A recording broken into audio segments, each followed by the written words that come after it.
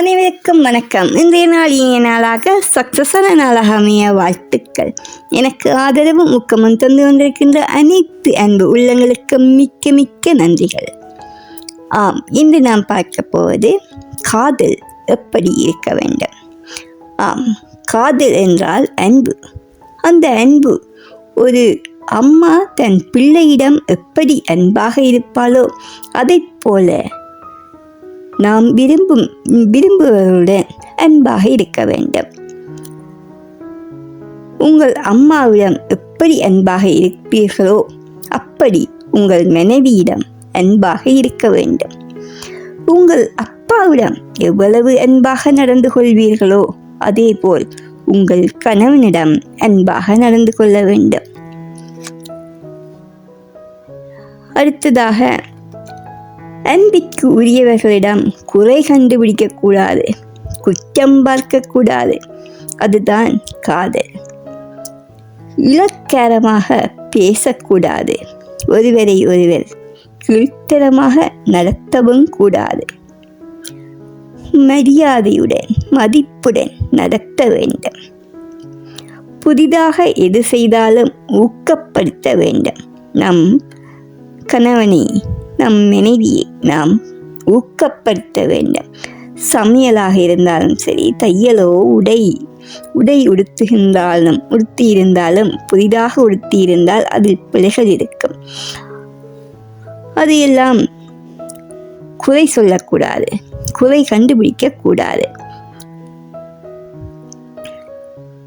எதை விரும்பினாலும் அதை தட்டி கொடுக்க வேண்டும். எதை செய்தாலும் அதை ஊக்கப்படுத்த வேண்டும், தட்டி கொடுக்க வேண்டும். அதுதான் உண்மையான அன்பு.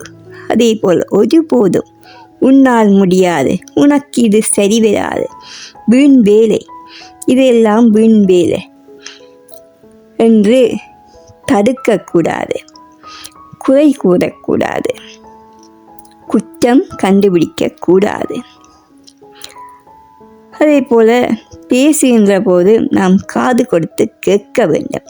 எந்த நேரமாக இருந்தாலும் பரவாயில்லை, எத்தனை வருடங்களானாலும் பரவாயில்லை, காது கொடுத்து கேட்க வேண்டும். அந்த பேச்சுக்கு நாம் மரியாதை கொடுக்க வேண்டும், அதற்கு நாம் செவி சாய்க்க வேண்டும். அடுத்ததாக, விருப்பு வெறுப்பிற்கு முன்னுரிமை கொடுக்க வேண்டும். அதாவது அவர்கள் விரும்புவதை நாம் செய்து கொடுக்க வேண்டும். அதேபோல் விரும்பாததை செய்யவும் கூடாது. அவர்களுக்கு ஒரு விஷயம் பிடிக்கவில்லை என்றால் நாம் அதை செய்யக்கூடாது. அவர்களுக்கு நாம் குடிப்பது, அதாவது மனைவிக்கு கணவன் குடிப்பது பிடிக்கவில்லை என்றால் கணவன் குடிக்க கூடாது. அப்படி எல்லா விடயங்களிலுமே நாம் பிடிக்காதை செய்யக்கூடாது. நமது அன்பானவர்களுக்கு நாம் அன்பாக இருக்க வேண்டும். அதேபோல் நமது அன்பானவர்களை நாம் எந்த ஒரு இடத்திலும் விட்டு கொடுக்கக்கூடாது. அதாவது நாமே போய் அவருக்கு சமைக்க தெரியாது என்று கணவன்மார் தங்களுடைய அம்மா தங்களுடைய சகோதரர்களுக்கு சொல்வார்கள். அவளுக்கு ஒன்றும் பெறாது, அவளுக்கு அது தெரியாது, இது தெரியாது என்று மனைவியை குறை கூறுவார்கள். அது உண்மையான அன்பு இருப்பவர்களுக்கு அப்படி வராது, அப்படி செய்ய மாட்டார்கள். பெரும்பாலான மனைவிமார் கணவனை குறை சொல்வதில்லை யாருடன் கிடைத்தால். ஆனால் கணவன்மார் தங்களுடைய நண்பர்களுடன் கிடைக்கின்ற போது அதை ஒரு நக்கலாக, சிரிப்பாக, நகைச்சுவையாக கிடைப்பார்கள். அது எல்லாம் மிக மிக தவறான விடயம். அன்பு இருக்கின்ற இடத்துல அப்படி நடக்காது. அதே மாதிரி அவர்கள் தங்களுடைய அம்மாவை பற்றியோ தங்களுடைய சகோதரங்களை பற்றியோ குறை சொல்ல மாட்டார்கள். அப்போ இந்த இடத்துல நாங்கள் கவனிக்க வேண்டும். ஒவ்வொரு கணவனும் தங்களுடைய மனைவிக்கு செய்ய வேண்டியது. எந்த காரணத்தை கொண்டும் மற்றவர்களிடம் குறை கூறக்கூடாது.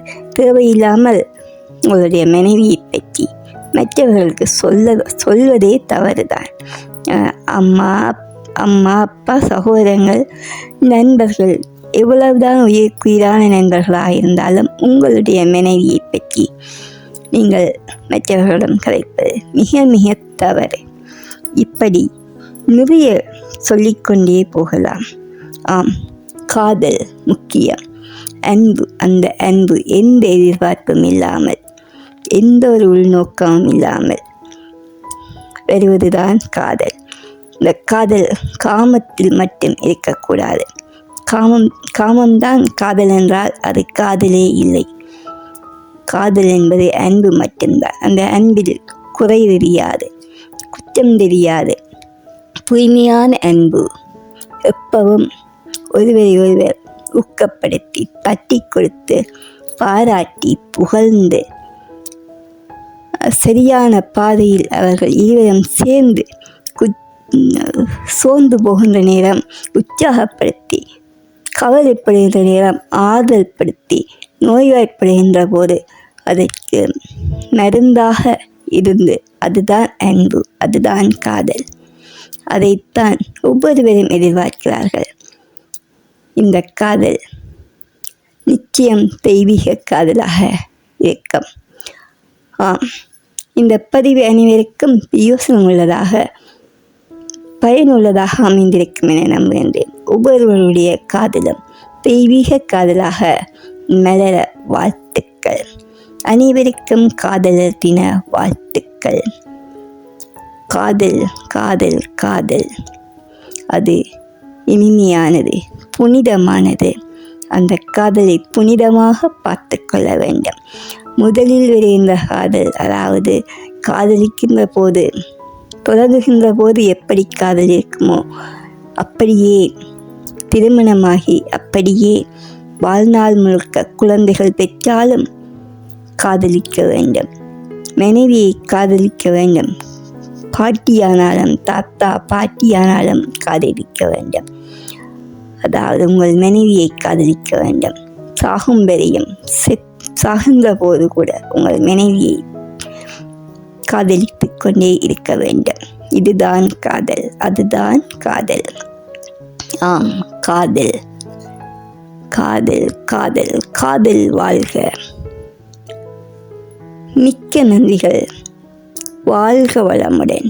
வாழ்க வாழ்க. வாழ்த்துக்கள் அனைவருக்கும். வாழ்த்துக்கள். வாழ்க வளமுடன். மிக்க நன்றிகள்.